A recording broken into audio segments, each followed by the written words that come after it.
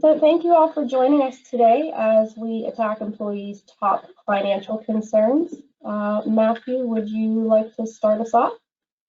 Yeah, just real quickly want to welcome everybody and thank you again for being here with us. I know many of you through the work we do with qualified plan advisors and our focus on retirement plans, not only for the fiduciaries within your organizations who oversee those, but also all the information and the education that each of you need in order to become more financially well. So we're excited to be able to bring this team to you today. We're going to do this on a monthly basis, and we're always going to try to be practical and timely and relevant with what we do. So we hope you'll enjoy our talk today and that you'll follow up and you'll talk with our consultants and you'll ask questions and you'll develop a relationship and you'll give us feedback about what you want to hear in the future. So I'll hand it back over to Michelle Mueller, our Sales and Marketing Director for Financial Fitness for Life, and let you take it away, Michelle. Thanks, Matthew. Just some quick house cleaning. If you have any questions during this webinar, please don't hesitate to ask them. There is a questions box to the right of your screen. Feel free to enter your questions in there. If we run out of time, if we are not able to get to your question, please know that we will reach out and answer those for you. I don't want to leave you in suspense as to what those concerns are that we're going to discuss for today. So without further ado, we are going to speak about, as well as give you some helpful advice on how to manage inflation, interest rates, paying down debt, saving, and finally making sense of the markets. Joining me today are some of our finest financial fitness consultants. We have with us John Poole, Josh Zev, and Kenji Noguchi. Gentlemen, thank you so much for joining me today. Let's jump right in. Inflation is continuously talked about. It's clearly affecting everyone. John, can you talk a little about that impact and how it is impacting people? I can, and thank you, Michelle, for that. Thank you all for being here today. Inflation, I have a TV on in the background, and you know, of course, financial markets, anything financial or news related in general, you're going to hear about inflation, right? And we all probably have our thoughts about inflation, but we know that that inflation rather is too much money chasing too few things to buy, right? There's a lot of money in circulation, a lot of currency in circulation, and not enough things to buy. So, you know, things are more expensive. And we probably all feel the pinch with inflation different ways.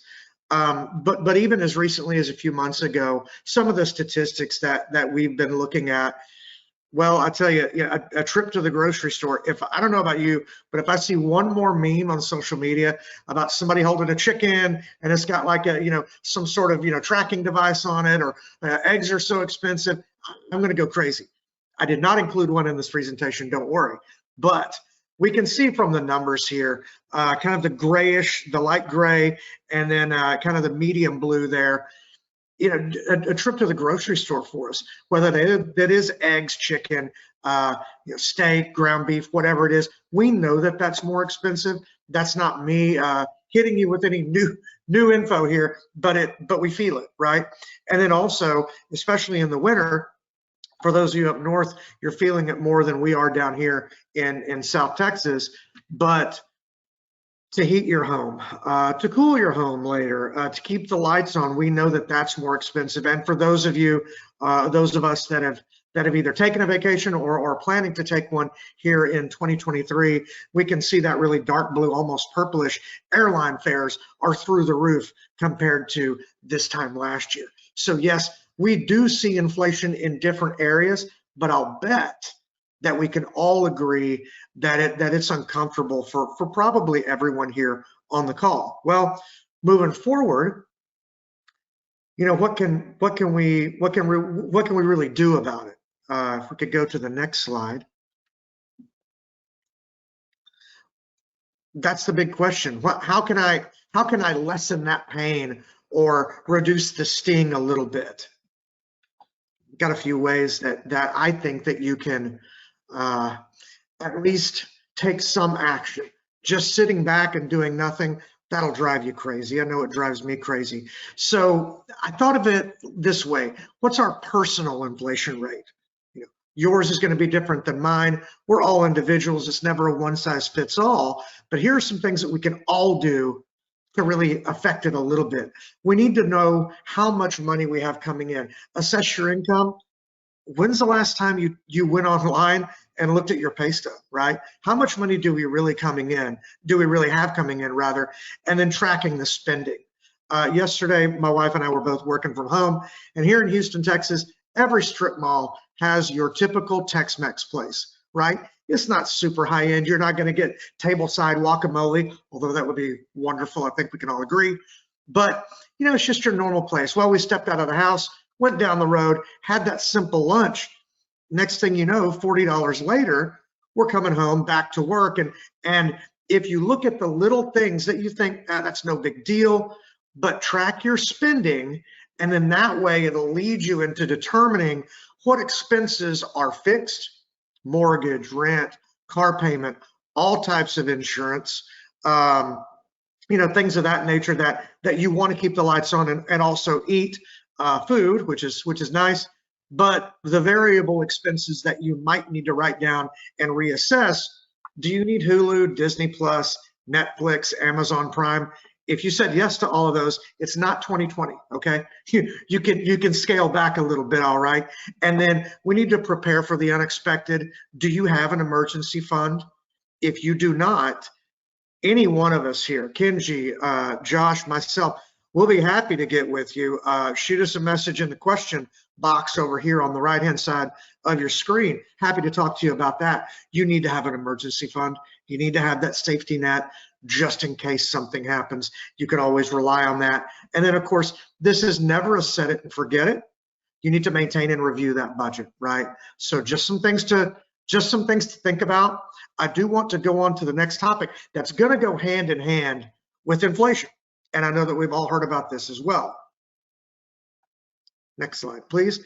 It's interest rates. I know many of you are thinking, I would love to hear about interest rates on a Tuesday afternoon. Wish granted. Here we are. So let's go to the next slide. And it just to repeat myself, going back with inflation, what is it? It's a whole lot of money chasing after too few things to buy. And when you have high inflation, well, the Federal Reserve Bank, we probably all heard that term. Federal Reserve wants to, as part of the government, wants to reduce inflation. Does anybody like high inflation? No, they do not. So the Federal Reserve can take certain actions to reduce inflation. One of those is raising interest rates. You're going to hear about it I've got the news on in the background here. You probably heard something coming into work today if you drove in, or we've all experienced, either people talking about it or hearing about it, interest rates rising. They rose in 2022 3 or 4 times, and what's going to happen in 2023? Here's why you're hearing about that. The Federal Reserve will raise interest rates to help slow or lessen inflation, and it's working slowly. Here's how that works. If we've got a lot of money in circulation in the economy, and it's chasing after just a few things to buy, that's not good. That makes inflation go higher. But if money for large purchases, think about really any car, not just a nice one, but any car, a home, putting in money, building a new facility for a big business, some sort of a multifamily dwelling, whatever a big purchase is to you in your world, if it's more expensive to borrow that money, you may wait on that major purchase. Example, remember a year, 2 years ago when everybody in your neighborhood was probably talking about refinancing a home because rates were so low? That meant that it was really cheap to go to the bank, the credit union, or an online lender and borrow that money in a big quantity.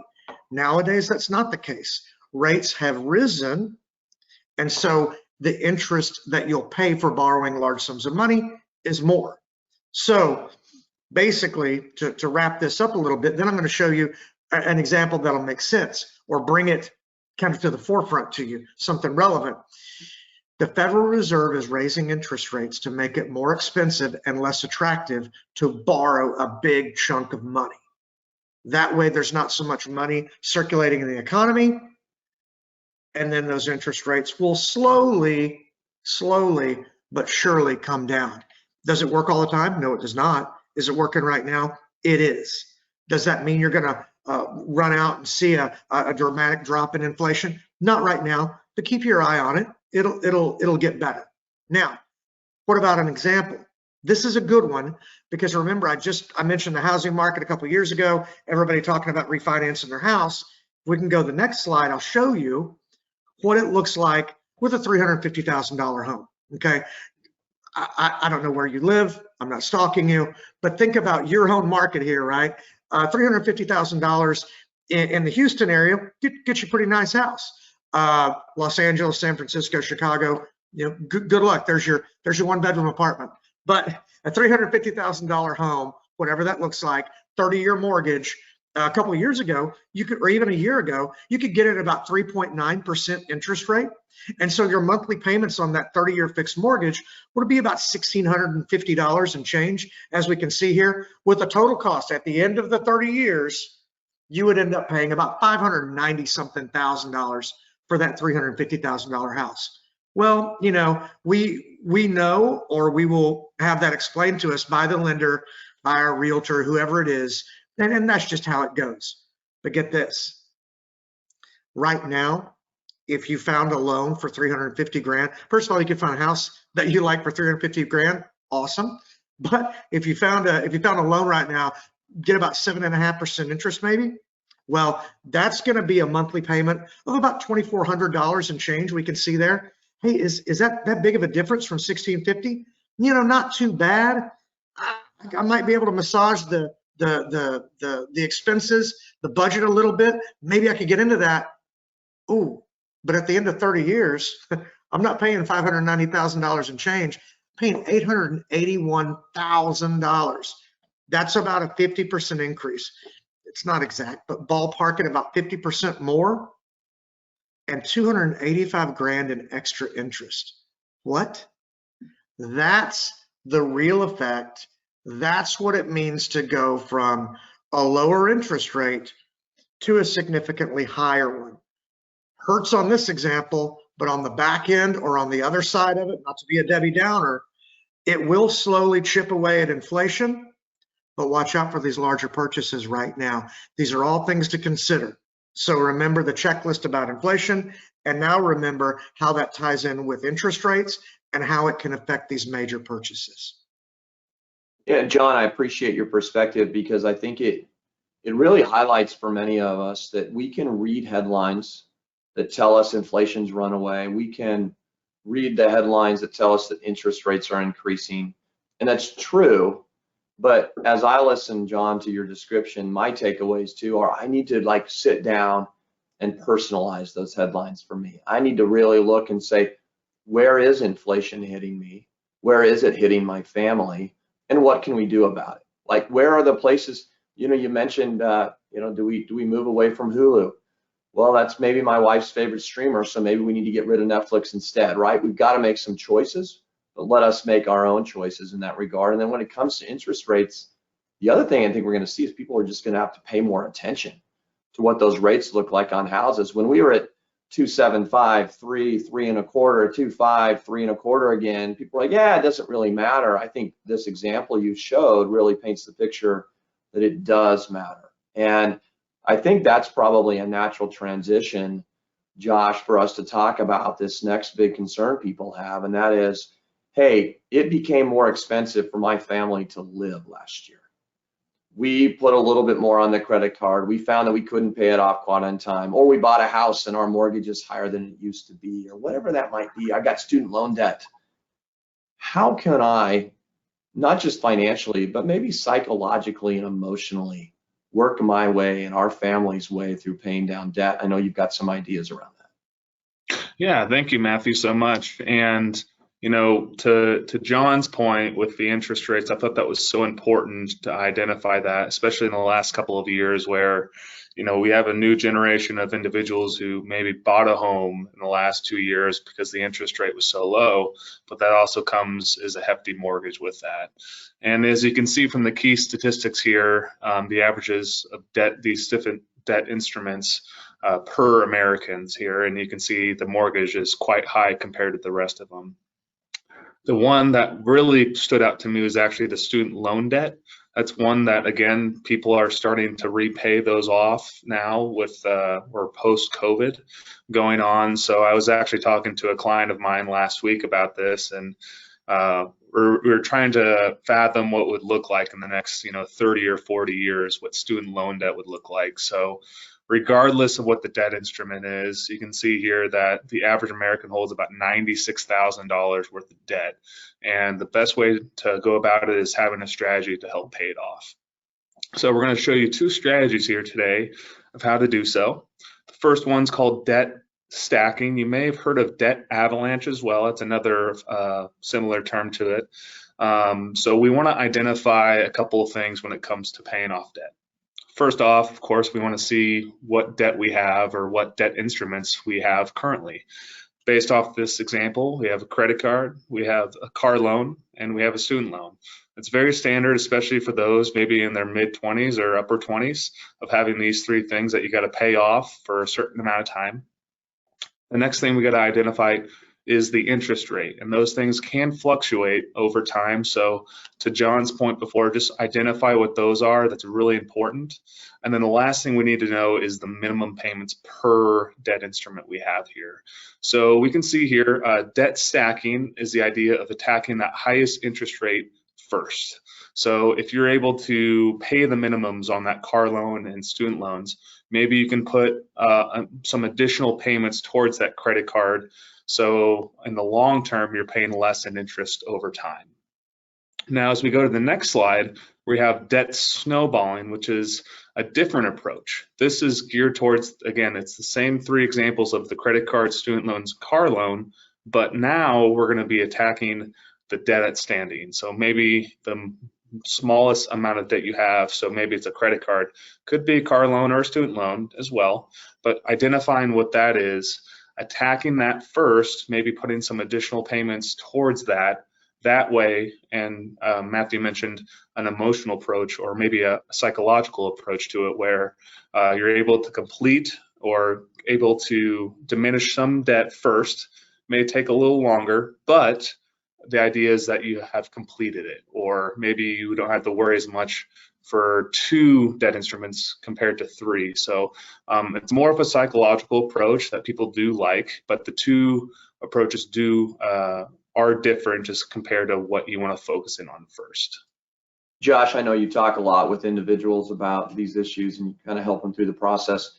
So how do you answer this question? Which one should I choose? Right. Yeah, that's the question you get. You set them up for this, and they go right back to you and say, what do I choose? What's my situation? And it is a scenario by scenario basis. Realistically speaking, there's not a one guaranteed way to do it that's perfect. There's going to be imperfections with all these strategies, but it's really geared toward what's best for you, what's best for your family, and what's best for your overall budget, and what can you afford to start paying off. The one thing we don't want to do is defer any of these payments. So as long as we're keeping the minimums on some of these and being able to pay off one of these or focus in on one of these, that's a great strategy to have. Josh, one thing I noticed about your 2 examples here too is that they overlap a little bit with your numbers, in that, if you pay off the credit card, we're not only getting rid of that smallest balance first, but also the highest interest rate. So I think that suggests to people you can also start with that strategy, get the first step done, and then reevaluate when you get to that point in time as well, right? It doesn't have to be a permanent decision, almost like John's point earlier with budgeting. So, okay, so let's transition just a little bit. So we've got people wondering, how do I pay off the debt that I may have incurred or that my family's incurred? But also, when I look out maybe in the short term and or the long term, a lot of people wondering, are we saving enough? And one of the good things is that throughout the pandemic and through this inflationary environment, most people in employer-sponsored plans, 401k plans, 403b plans, they've remained pretty dedicated to their savings strategy. So that's good. But I'm sure people ask you this a lot, am I saving enough? And how do you help people through that challenge and that conversation? Yeah, no, absolutely. And that just makes me think of middle December, I was on site with a client and I talked to probably close to 75 to 100 people. And I'll tell you that out of those people, probably 60 or 70% asked, am I saving enough? And mostly that was geared toward retirement, which we can see the statistics here. 48% of workers don't believe they make enough to save for retirement. And I'd like to challenge that a little bit and just say, you know, we want to make sure you're living within your means, and if you budget properly, if you're paying off your debt and able to save some, hopefully you can make a strategy for yourself to save for retirement. And on top of that, that's probably the number one thing that I also see as well with people is they want to see if they're saving enough, but maybe they don't know what saving enough looks like or what retirement looks like for them. So 43% of workers are just guessing of how much they need. Maybe they heard something online, or maybe they heard it from a friend, but again, it's a scenario by scenario basis based off what you look at for retirement. Savings, not just retirement, that's probably the main focus we see, but again, emergency savings, short-term goals are really important. 25% of Americans don't have an emergency savings, so we want to try and reduce that, of course. We want to make sure everybody has some kind of emergency savings. So over the next 2 slides, what we want to do is kind of give you a couple of things to think about when it comes to the retirement savings side, as well as the emergency savings side. So how much am I supposed to save for retirement? Again, that's something I hear all the time. They maybe have a percentage, they have a dollar amount they're trying to get to. Fidelity has a rule of thumb. You probably have heard this before, aiming at 15% you need to save up for retirement. Now, a couple things to consider with that is, when did you start saving? Did you start saving in your 20s, 30s, 40s? Maybe you haven't started saving. So it's another big part of this is identifying when you saved, and if you saved a little later in life, maybe that 15% isn't enough. Maybe you need to go higher than that, just depending on what retirement's going to look like for you.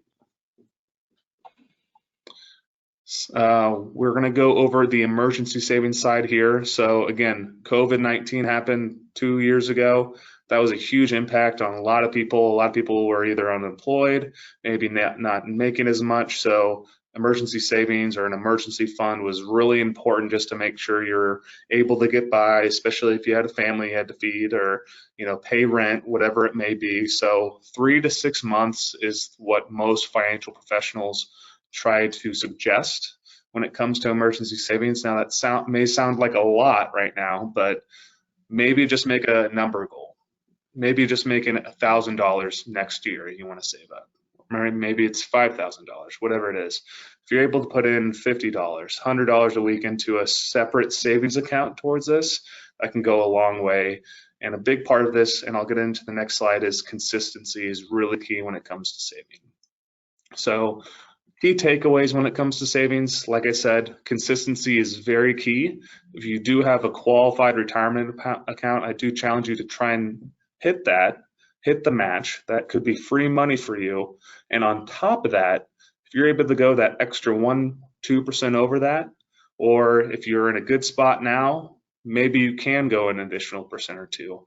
Check that after a month. See actually how much that's affecting your paycheck. It might be not as much as you think. A couple other things to think about when it comes to savings. Your retirement plan might have an auto increase or auto escalation feature that does it for you. You don't have to think about it at all. I see tons of participants go over this or want to activate this on their plan, just to make sure that they're not worrying about it. Lastly, time is on your side. So if you are currently saving, of course, we always encourage increasing that. But if you aren't currently saving, try and do it as soon as possible. Try and challenge yourself.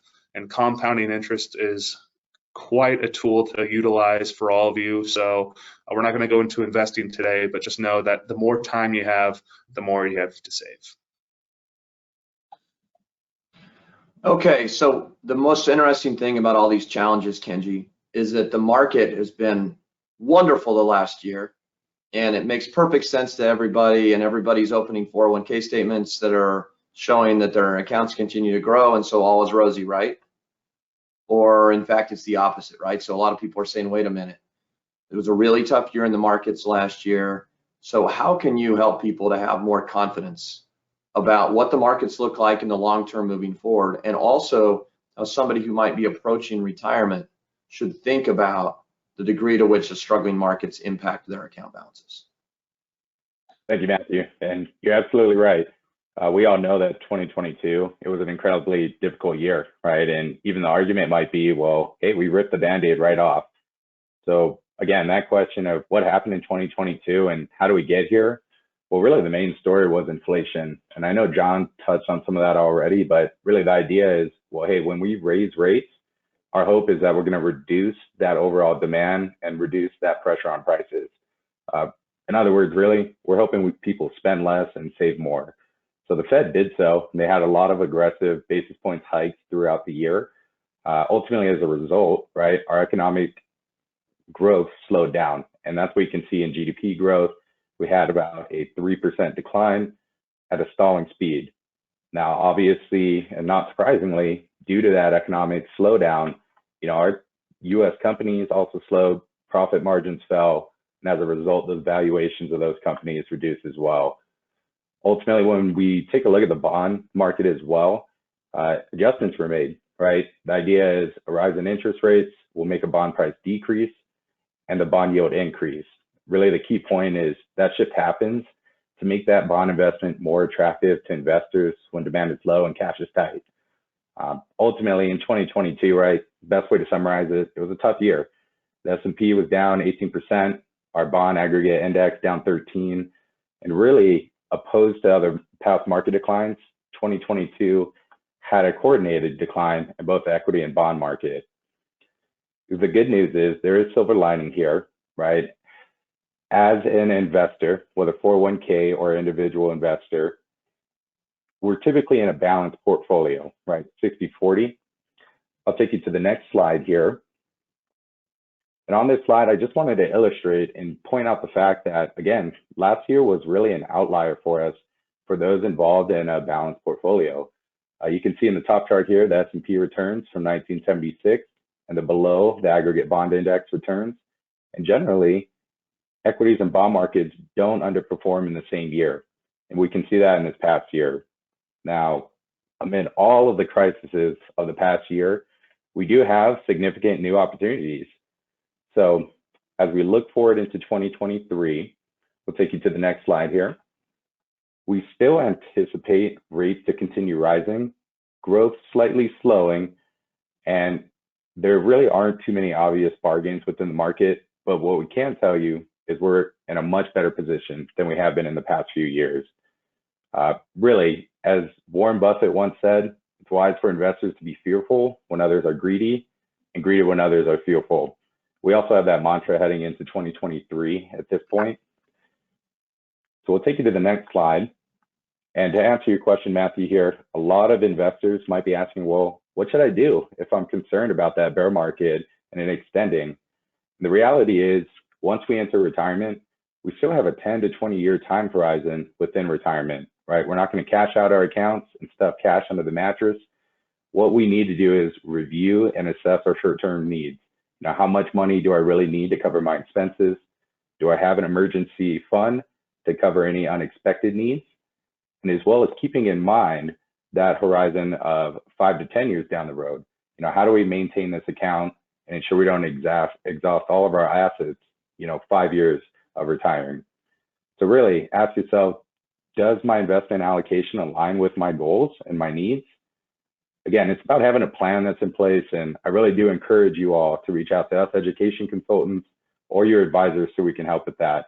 Make sure that you're comfortable as you head into retirement too. Well, thank you, gentlemen. Again, we surely appreciate your expertise. A few of them had mentioned that you can reach out. I put in the chat for you the link to schedule a one-on-one with these guys. If you have any questions about what we talked about, There's a QR code that you can scan here. This deck will be sent out to you, so you will receive this in your inbox so that you can scan that code or click that link. And I want to wrap up by inviting you to join our webinar next month, which will be, Did I Budget for This? Building a Budget to Survive Inflation, where we continue this talk about inflation. Again, I just sent the link to register for this in the chat box. Again, this deck will be sent out to you. For those of you who have questions, you can expect to hear from us. We will reach out to you to answer those. Thank you all for joining us and hope you have a great rest of your day.